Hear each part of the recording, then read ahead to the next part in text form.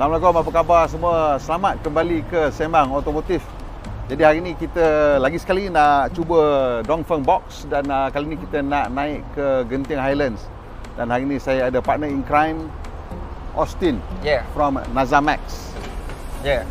Nama saya Austin Kuat dari Nazamax pasal in charge sales. So ini kita hari ni ada kita punya Dongfeng untuk test drive, untuk bagi abang untuk rasakan apa kebaikan EV kita untuk kita punya Dongfeng Box. Jom ke Genting.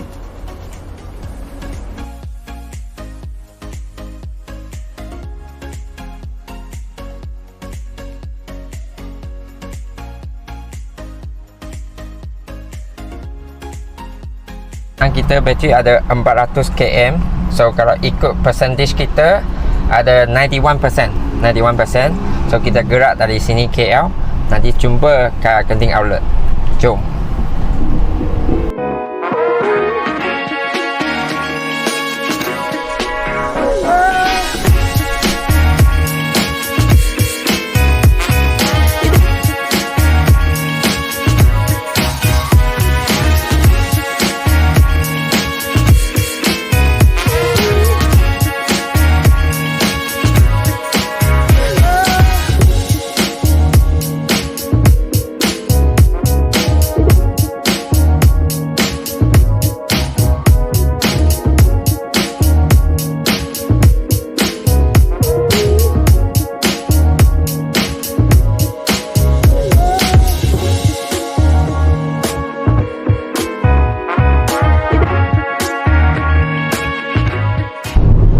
Sekarang scene kita ada tepan Dongfeng kereta yang pergi destinasi yang sama. Kita boleh try auto cruise kita.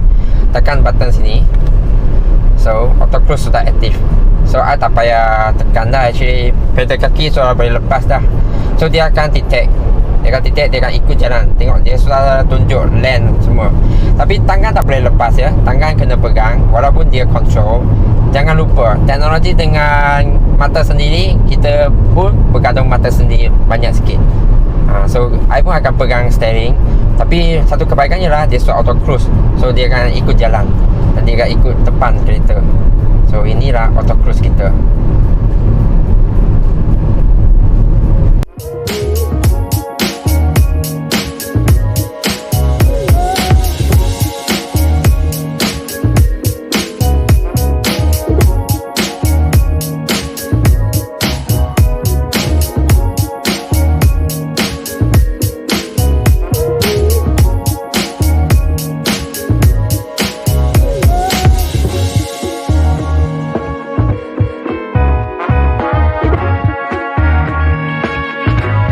Okay, so kita dah sampai ke ni, jalan dah nak mula dah, nak naik ke Genting. Macam mana?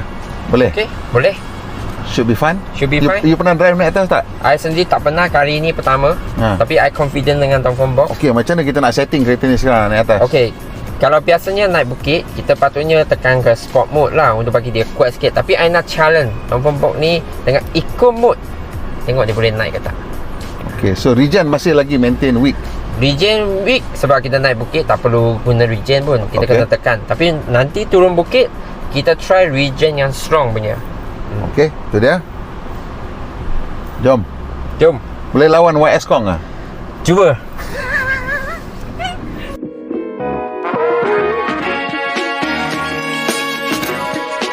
Untuk EV car, kita kena ada proper planning untuk perjalanan, terutamanya outstation.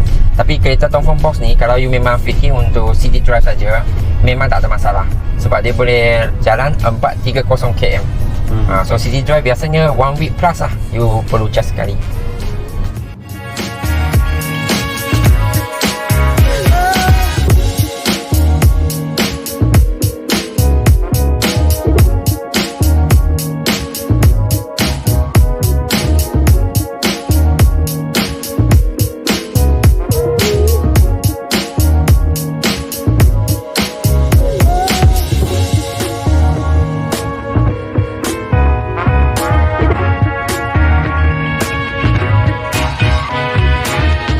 Setakat ni kita dah naik sampai dekat Gotong Jaya. Sekarang nak menuju ke puncak lah.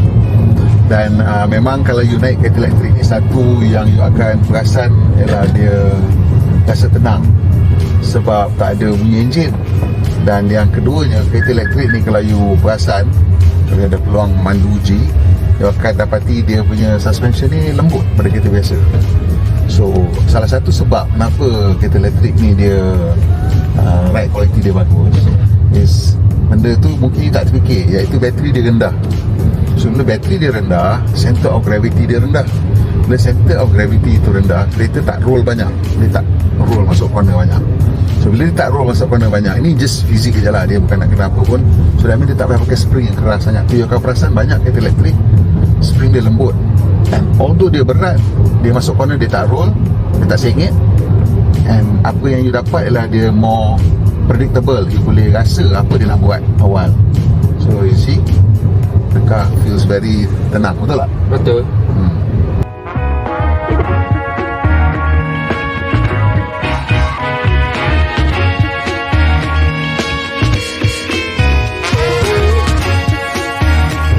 I guna sekarang eco mode naik pun rasa memang ada energi yang cukup. So kebanyakan kereta elektrik ni ialah beza utama dia ialah dia punya torque dia datang awal. So you letak mode apa pun, you memang kereta tu rasa macam banyak power. Even though it's in eco mode ke apa ke, cuma bila you letak sports mode tu, you boleh capai kelajuan yang tinggi lebih cepat lah. Nak sampai top speed sama je eco mode ke sports mode, sampai juga top speed tu, cuma yang eco mode tu dia slow sikit lah. But for kereta elektrik, even eco mode rasa macam laju kan? Ya, memang cukup. Memang ada energi, takkan rasa lembik-lembik. Memang bagus lah perasaan macam ni.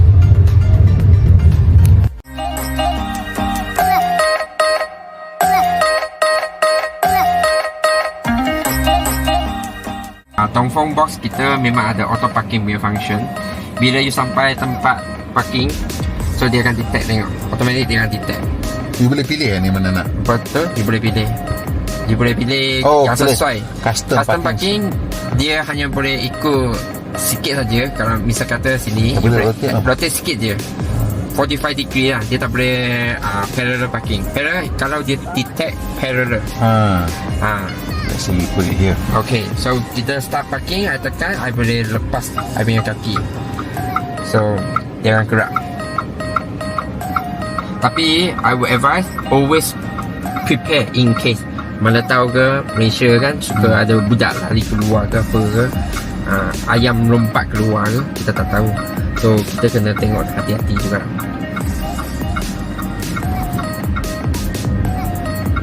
Sebab sini jalan dia tak rata sangat, so you rasa dia macam dia ada sikit. Kalau rata punya you takkan any feeling, dia akan smoothly masuk. And so dia sudah complete. Okay, kita dah sampai ke Genting ni dengan pemanduan berhemah kawan kita Austin. Sangat selesa dengan Dongfeng box ni. So macam mana Austin? You rasa kalau customer tanyalah kan, apa 3 features paling best kereta ni yang tu nak? For me, I rasa kereta ni satu feature yang bagus ialah kita ada auto parking. And then dia dah tengok auto parking. Auto parking. Dan kita pun ada cruise control yang memang mantap. Dan juga kita punya kereta ni ada satu lagi lane assist yang boleh tolong kita, sebab driving behavior di Malaysia kadang dia suka potong tanpa signal. Lane assist tu memang boleh tolong kita lah. Okay, itu dia Dongfeng box naik ke Genting. Mari kita buat video turun pula. Okay, jumpa lagi.